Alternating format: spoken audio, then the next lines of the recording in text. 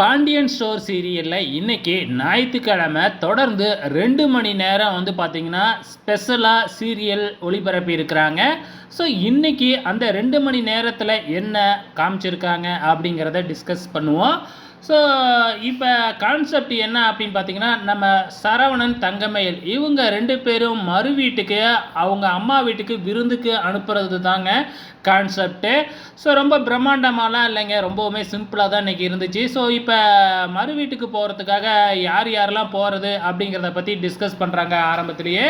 So அப்போ பார்த்திங்கன்னா, நம்ம தங்கமயில் சரவணனை மட்டும் தனியாக அனுப்பி வைக்கக்கூடாது, கூடவே நம்ம வீட்டில் இருந்து யாராச்சும் போகணும் அப்படிங்கிற மாதிரி பார்த்திங்கன்னா, நம்ம அன்பு மாமா, அதுக்கப்புறம் கதிர், ராஜி, அதுக்கப்புறம் தமிழ், ஸோ அரசி, இவங்க 4 பேரையும் பார்த்திங்கன்னா அவங்களோட சேர்த்து அனுப்பி வைக்கிறாங்க. ஸோ இப்போ என்ன ட்ரெஸ் போட்டுக்கிட்டு போகிறது அப்படிங்கிற மாதிரி டிஸ்கஸ் பண்ணுறாங்க. நம்ம தங்கமயில்கிட்ட சரவணன் கேட்குறதும், சரவணன்கிட்ட தங்கமயில் கேட்குறதும், இந்த மாதிரி ரொமான்ஸ் காட்சிகளை காமிக்கிறாங்க. அதை விட நம்ம கதிர், ராஜி இவங்க 2 பேர்த்தையும் காமிக்கிறது தான் நமக்கு ரொம்ப இன்ட்ரெஸ்டிங்காக இருக்குது. நம்ம ராஜி பார்த்திங்கன்னா சுடிதார் போடுறதா புடவை கட்டுறதா அப்படின்னு கன்ஃபியூஷனில் இருக்காங்க. நம்ம கதிர் சேலை கட்டிக்கு, இந்த சேலை உனக்கு நல்லா இருக்கும் அப்படின்னு சொல்லிட்டு போகிறாங்க. ராஜிக்கு இதை நினச்சி ரொம்பவுமே சந்தோஷம். அதே டைமில் மீனா ஏற்கனவே கல்யாணத்தில் நிறையா லீவ் போட்டதுனால ஆஃபீஸ்க்கு லீவு கிடைக்காது அப்படின்னு சொல்லிட்டு கிளம்பிடுறாங்க. நம்ம செந்தில் தான் போய் ட்ரா பண்ணுறாப்புல. கடைசியாக சாயங்காலம் வேலை முடிஞ்சு நம்ம 2 பேரும் எங்கேயாச்சும் ரெஸ்டாரண்ட் போகலாம் அப்படின்னு சொல்லிட்டு போகிறாப்புல. சொல்லிட்டு தான் போகிறாரு, ஆனால் வழக்கம் போல் போக முடியாது, அவங்க அப்பா விடமாட்டார். இதுதான் நடக்க போகுது. ஸோ எல்லாருமே மறு வீட்டுக்கு கிளம்பி போகிறாங்க. வெளியில் கார் வந்துருச்சு. போகும்பொழுது நம்ம ராஜியோட பாட்டி பார்த்து ரொம்ப சந்தோஷப்படுறாங்க. நம்ம கதிரும் ராஜியும் பார்த்திங்கன்னா தனியாக பைக்கில் போகிறாங்க. அதை பார்த்துட்டு நம்ம பாட்டிக்கு பயங்கர சந்தோஷம். அதை வீட்டில் சொல்லி சந்தோஷப்பட்டுக்கிட்டு இருக்கிறாங்க. ஆனால் ராஜியோட சித்தப்பா கோவப்படுறாரு. ஸோ இவங்களும் மறு வீட்டுக்கு போயிட்டாங்க. நம்ம ப்ரொமோவில் பார்த்த மாதிரியே மறு வீட்டுக்கு போன உடனே கடன்காரங்க கடனை கேட்டு வராங்க.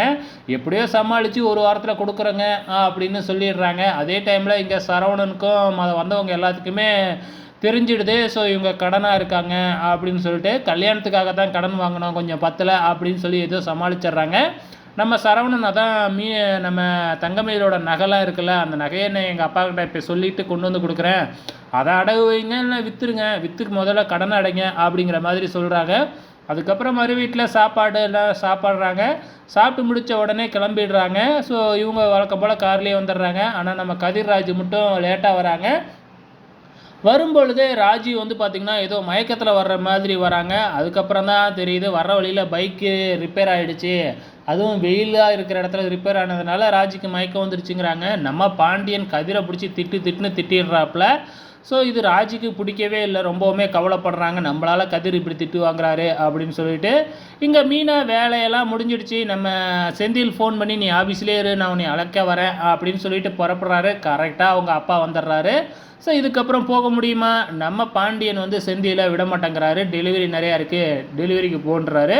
வெயிட் பண்ணி பார்க்கலாம் நாளைக்கு என்ன நடக்க போகுதுன்னு.